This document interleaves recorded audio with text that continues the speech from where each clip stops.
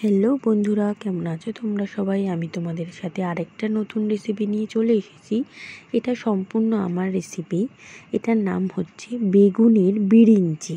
তো দেখতেই পাচ্ছ আমি কিন্তু বেগুনগুলোকে কেটে নিচ্ছি লম্বা লম্বা করে, তার সাথে এক ফালি করে বেগুনগুলোকে কেটে নিচ্ছি। বেশ বড় বড় করেই বেগুনগুলোকে কাটতে হবে যাতে বেগুনগুলো গলে না যায়। এই রেসিপিটা কিন্তু খুবই ইজি আর চটপট তৈরি হয়ে যায়।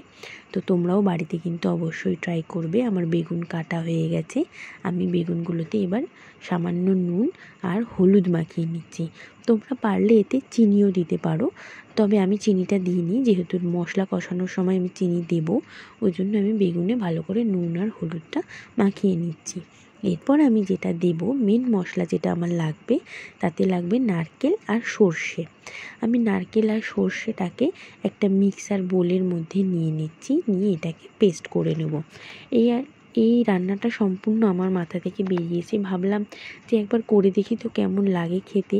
ঘরে বেগুনও ছিল, তো ওই জন্যই আমি রান্নাটা করলাম। খেতে কিন্তু খুব ভালো হয় বন্ধুরা। এটা ভাত, রুটি, পরোটা সব কিছুর সাথেই যায়। এবার তেল গরম হয়ে গেছে, যথারীতি আমি নুন হলুদ মাখানো বেগুনগুলোকে লাল লাল করে ভেজে নেব। দেখতেই পাচ্ছ আমি কিন্তু বেগুনগুলোকে উল্টে পাল্টে লাল লাল করে ভেজে নিচ্ছি। এতে কি হয়, রান্নার সময়টাও কম লাগে আর রান্নাটা খুব টেস্টি হয়। তো আমার যথারীতি লাল লাল করে বেগুনগুলো ভাজা হয়ে গেছে। এবার ওই বেগুন ভাজার কড়াইতেই তেল গরম করে তাতে আমি কালো জিরে ফোড়ন দিয়ে দিচ্ছি।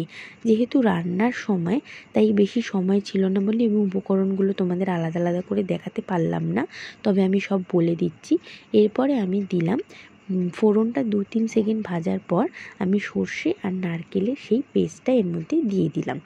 এরপর আমি এতে অ্যাড করব নুন, পরিমাণ মতো নুন অ্যাড করলাম। তারপর অ্যাড করব আমি হলুদ গুঁড়ো অ্যাড করে নিলাম। এরপর আমি অ্যাড করব চিনি।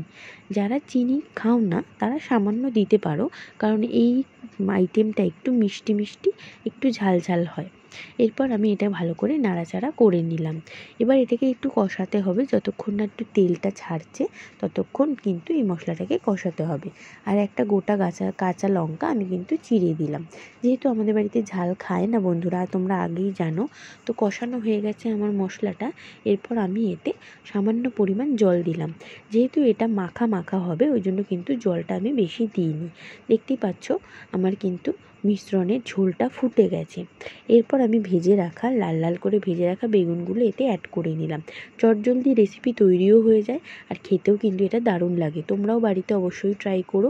বেগুনের বিরিঞ্চি নামটাও নতুন, ডিশটাও কিন্তু নতুন।